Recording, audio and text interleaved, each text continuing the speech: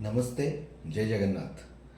तो आज हम लोग चलते हैं सीबीएसई के बारे में कुछ जानने के लिए। जैसे कि हाल ही में सीबीएसई का रिज़ल्ट अभी अभी निकला है, 10th बोर्ड का। तो उसमें से बहुत सारे बच्चे जो अच्छे मार्क्स लाए, अच्छी बात है। बहुत सारे बच्चों का कुछ मार्क्स कम भी आया है, कुछ बच्चे फेल हो गए हैं, तो वो भी अभी परेशान में है। तो पहले मैं बताना चाहता हूँ कुछ उसकी बातें। देखिए, जो सीबीएसई है उसके नंबर ऑफ एफिलिएटेड स्कूल, यानी कितने स्कूल का अधिकार मिला है कि वो अपने अंडर में बोर्ड का एग्ज़ाम करा सके वह। तो उसमें से नंबर ऑफ एफिलिएटेड स्कूल जिसको मतलब प्रमाण पत्र मिला है कि हाँ ये स्कूल कहलाने के लायक है, तो वो है हमारे 33,046। वह उसमें से नंबर ऑफ इंडिपेंडेंट या फिर प्राइवेट स्कूल कितने हैं? 16,741। गवर्नमेंट स्कूल कितने हैं? 3,011। ओके। और केंद्रीय विद्यालय या फिर केवी आप लोग बोल रहे हो वो है 1,253। और जवाहर नवोदय विद्यालय जो कि जेएनवी जिसको कह रहे हैं उसको है 661। और सेंट्रल तिब्बतियन स्कूल कितने हैं? कुल मिला के 71। ये सब मिला के हो रहे 33,046। वाह। और अब ये तो रहा हमारे ऑल ओवर इंडिया के बारे में। अब मैं इसमें से एक बताना चाहता हूँ। अच्छा, अगर इतने सारे स्कूल हैं तो उसमें से कितने स्कूल बंद भी हो चुके हैं? नंबर ऑफ स्कूल में वो भी लिखा हूँ। Total number school close 479। Okay. और हमारे इस साल जितने स्टूडेंट सीबीएसई में अपीयर किए थे 10th बोर्ड, वो थे कितने आप लोग देख सकते हैं, 24,71,777। ओके। और उसमें से टोटल पास पास कितने हैं? देखिए, इसमें से सिर्फ पास हैं 23,16,008। और उसका परसेंटेज निकल के आ रहा है 93.70%। वह। और उसमें से नंबर ऑफ सेंटर्स कहाँ कहाँ जो एग्ज़ाम दिए वो है 8,000।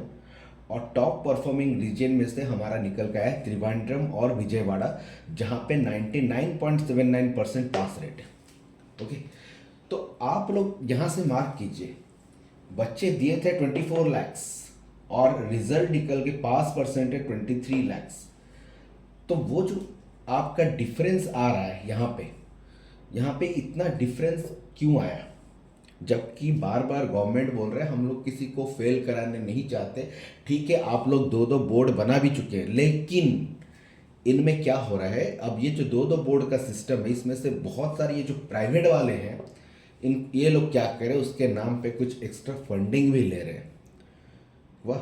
तो उन लोग वो एक्स्ट्रा फंडिंग लेके यहाँ पे बहुत सारा मतलब बच्चों अगर फेल भी हो जाते हैं तो एक्स्ट्रा फंडिंग दो इनको, ये एक मौका मिल गया एक्स्ट्रा फंडिंग लेने का। तो मैं ये गवर्नमेंट से बोलना चाहता हूँ कि गवर्नमेंट अगर कुछ रूल्स रेगुलेशन बनाया है, सरकार अगर कुछ रूल रेगुलेशन बनाया है, तो इनमें इस प्राइवेट स्कूल वालों पे ज़रा ज़्यादा ध्यान दें।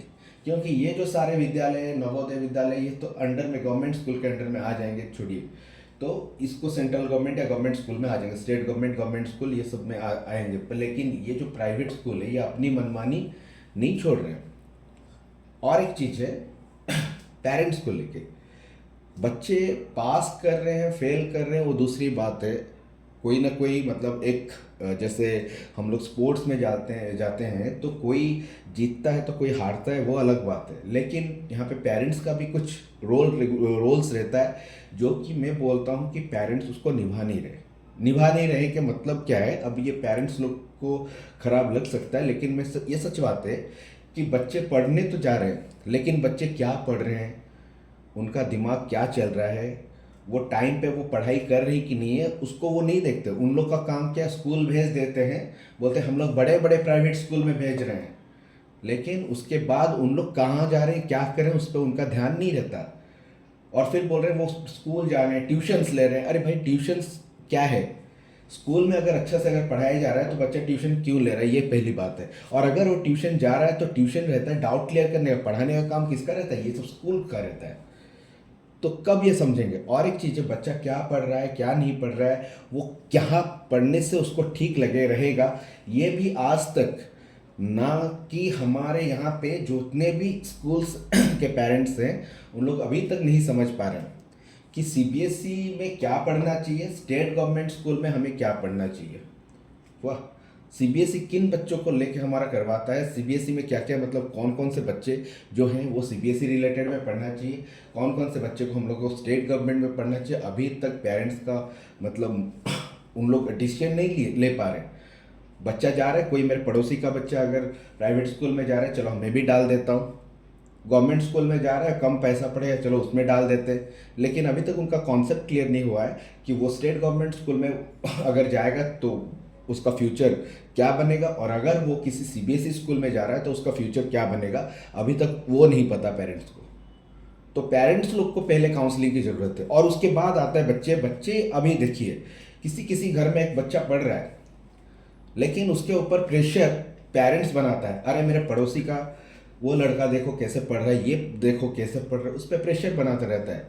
कभी कभी प्रेशर की वजह से भी बच्चे का क्या होता है, स्कोर्स डाउन हो जाते हैं, और पेरेंट्स फिर से उसके ऊपर लाद देते हैं, अरे देखो तुम क्या पढ़ रहे थे, तुम्हारा परसेंटेज तो कम हो गया, जबकि तुम्हारे दोस्त का परसेंटेज इतना रह गया।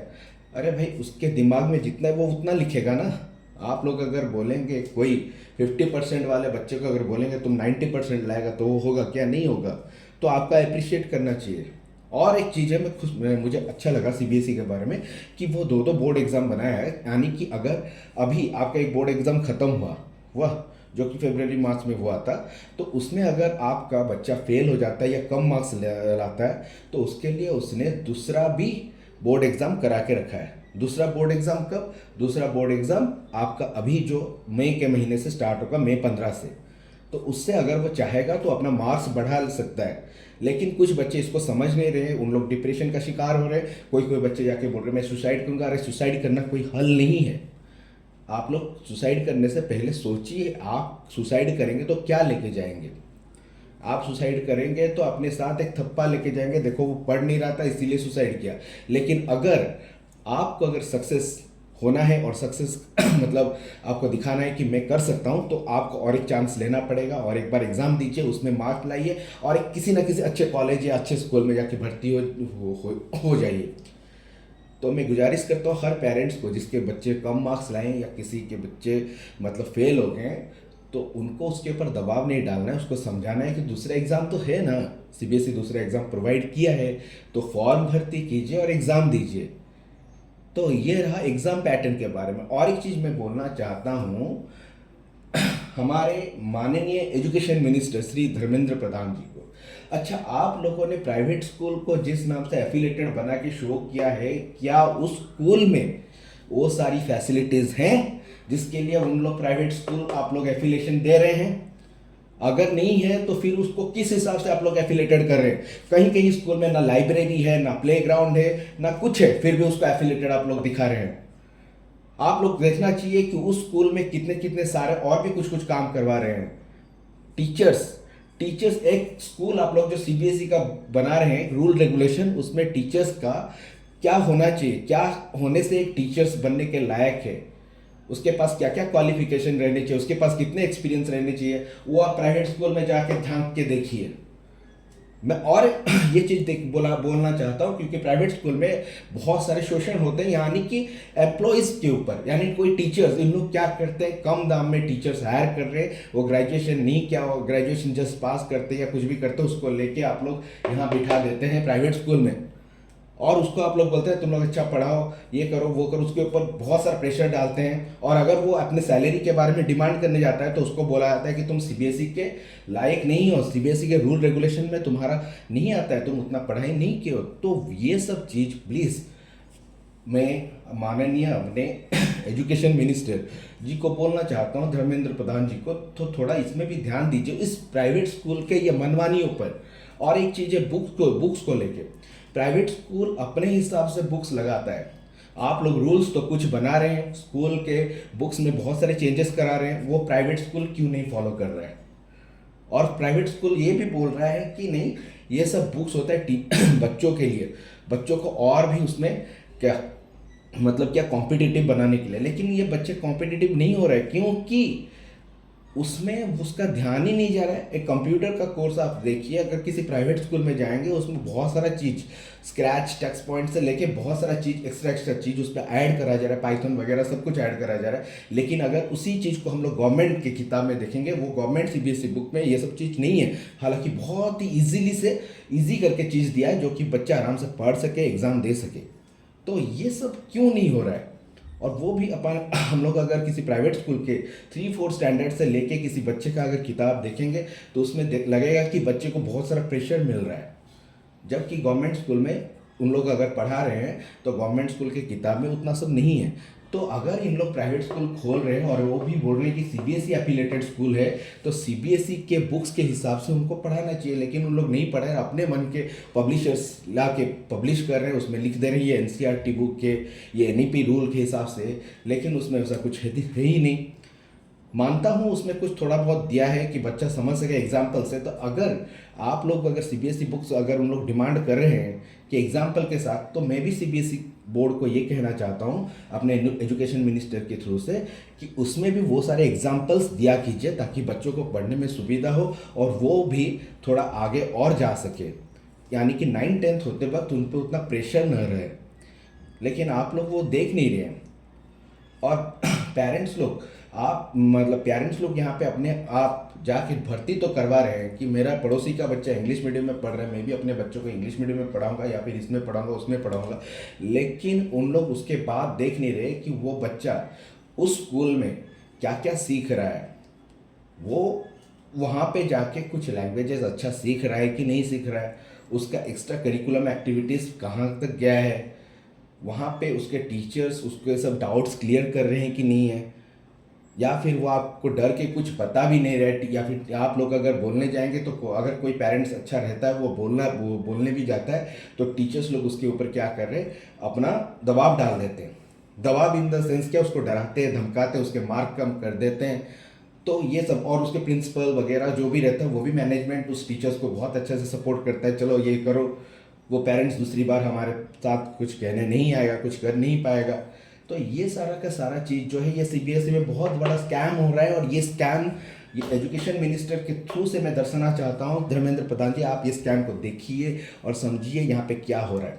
और मैं और एक चीज़ धर्मेंद्र प्रधान जी से कहना चाहता हूँ कि देखिए आप लोग इतने सारे स्कूल्स आप लोग देख रहे हैं, उसमें से उड़ीसा में कितना स्कूल है, 700 to 800 स्कूल्स है सिर्फ। और आप उड़ीसा से जाके वहाँ पे एजुकेशन मिनिस्टर बने, लेकिन आपके ही राज्य में 700 से 800 स्कूल है और 700 से 800 में से बहुत सारे प्राइवेट स्कूल हैं। और वहाँ पे आपका रीजन कभी भी टॉप परफॉर्मिंग नहीं कर रहा है, जबकि यहाँ पे अच्छे से अच्छे बच्चे भी रहते हैं। तो उन लोग टॉपर क्यों नहीं बन रहे, जबकि अलग जगह पे आप देखिए त्रिवेंद्रम और विजयवाड़ा जैसे जगह में 99.79% पास रेट है, तो हमारे उड़ीसा में क्यों नहीं है? तो ये उड़ीसा के लिए भी आपके लिए एक बड़ी चुनौती है। सर यहाँ पे आपका इतना बच्चे फेल क्यों हो रहे हैं, क्यों नहीं पास हो रहे हैं, उनके स्कूल में कैसे पढ़ाया जा रहा है, क्या पढ़ाया जा रहा है, आपको ये अच्छा से जाके जांच करना पड़ेगा।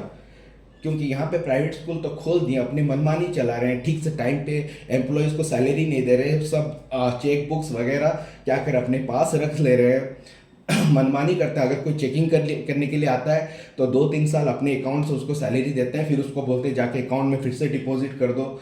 ये सब भी चलता रहता है। ये दिखाते कुछ है और शो कुछ और करते हैं। और कोई भी आपके अगर एफिलेटेड स्कूल में जाता है एफिलेशन देने के लिए, उसके ऊपर पैसा भी दिया जाता है, पैसे भर भर के दे के एफिलेशन ले आते हैं, लेकिन एफिलेशन लाने के बाद उन लोग अपना मनमानी करते रहते हैं। तो ये चीज़ हम लोग आप गौर कीजिए, आप एजुकेशन मिनिस्टर हैं तो आप ये चीज़ गौर कीजिए। और पेरेंट्स लोगों को भी समझना चाहिए स्कूल में क्या हो रहा है, क्या नहीं हो रहा है। जो टीचर पढ़ा रहा है वो उस टीचर के माइंड में क्या है, वो टीचर सही डायरेक्शन में मेरे बच्चे को ले रहा है कि नहीं ले रहा है। आप लोग 10th पे आके रिजल्ट देख रहे हो और बच्चे को प्रेशर बनाते हैं, जबकि आपको बेस से देखना चाहिए, कहाँ से उसका बेस, जहाँ से मतलब ABCD जहाँ से वो स्टार्ट किया है, वहाँ से वो क्या सीख रहा है, क्या पढ़ रहा है, उसको एडिशन करना आता है कि नहीं करना आता है, सब्सट्रैक्शन करना आता है कि नहीं आता है, डिवीजन करना आता है कि नहीं आता है। और आप लोग चेक कर रहे हैं कि वो ट्रिग्नोमेट्री कैसे कर दिया, ट्रिग्नोमेट्री बाद में आता है, बाकी एडिशन सब्सट्रैक्शन पहले उसका आता है। बोर्ड मास रूल सिखाया जा रहा है कि नहीं सिखाया जा रहा है, रोमन नंबर हटा दे रहे, कोई क्लास में रोमन नंबर हटा दे रहे हैं, कोई स्कूल में टोटली रोमन नंबर भी बहुत सारी जगह में लगता है। यार रोमन नंबर तुम लोग हटा दे रहे हो, ये क्या बात है? बच्चे को रोमन नंबर नहीं सिखा रहे, कोई कोई ये जब चीज़ मैं दया करके अपने मिनिस्टर जी से कहना चाहता हूँ, आप लोग ये सब प्राइवेट स्कूल में देखिए उन लोग क्या सिलेबस बना रहे। आप लोग कुछ भेजते हैं, उन लोग अपने हिसाब से अपने मनमानी से सिलेबस बनाते हैं, बहुत सारी चीज़ हटा रहे हैं, मैथ्स के बुक से हट रहा है, साइंस के बुक से हट रहा है, जो कि बच्चों के लिए ज़रूरत है। तो ये दया करके आप लोग देखिए, क्योंकि ये आपके लिए ही बनाया है मैंने। ये बोर्ड जो देख रहा है आप लोग कहाँ क्या है आप लोग अच्छे से देख लीजिए। तो मुझे आशा है मेरे जो भी ये को आप देख रहे हैं तो आप लोग समझ सक रहे होंगे कि सीबीएसई क्या कर रहा है, स्कूल्स क्या कर रही है, वह गवर्नमेंट क्या कर रहा है, और आप ही के ऊपर अब डिसीजन है आप लोग क्या कर सकते हैं। तो मेरे साथ ऐसे ही बने रहिए। जय हिंद, जय भारत, मेरा भारत महान, वंदे मातरम।